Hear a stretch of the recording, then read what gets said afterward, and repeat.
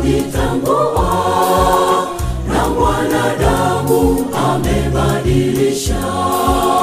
Sabato ya Mungu imekanyagwa, wameondoa amri ya pili inayowaonya wanadamu wasiyasujudie masanamu.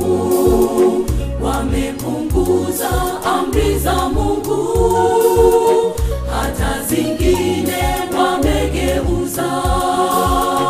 Wamepunguza amri za Mungu, hata zingine wamegeuza. Siku yaja watalia na kusaga meno. Siku yaja watalia na kusaga meno.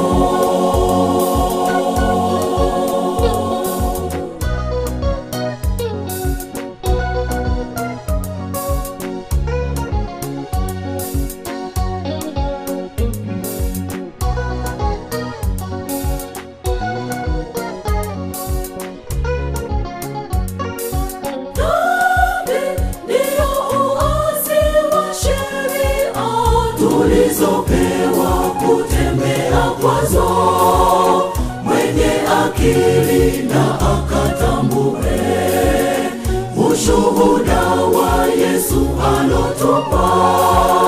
Ndiyo ile roho ya unabii, heri asomaye akafahamu, asiyesoma ataangamia.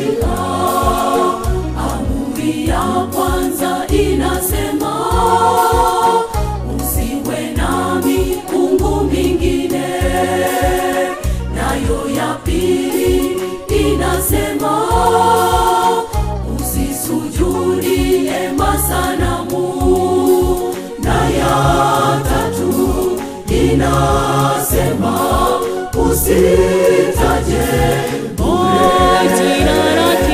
jina lake Mungu wako aliye mbinguni.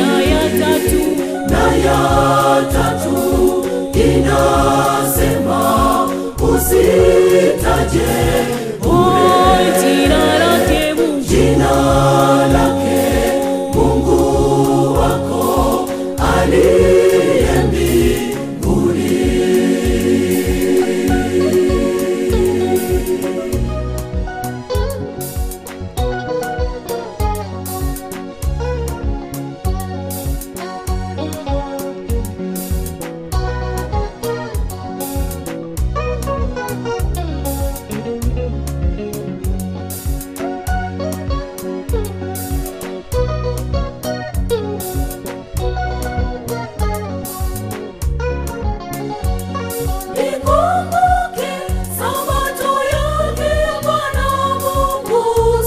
Sitafanya kazi zako na utende mambo yako yote, lakini siku ile ya saba ni sabato yake Bwana Mungu. Kwa siku sita Mungu aliumba mbingu, nchi na vyote vilivyomo. Siku ya saba alipumzika, kabariki na kuitakasa. Ndiyo siku kuu ya uumbaji, hiyo ndiyo amri ya 4. Amri ya 5 inasema tuwaheshimu baba na mama.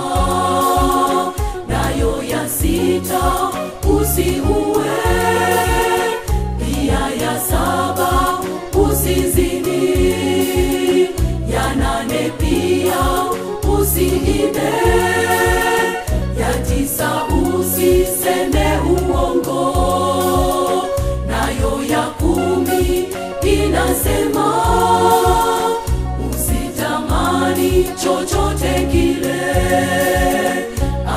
alicho nacho jirani yako, ambacho sicho mali yako.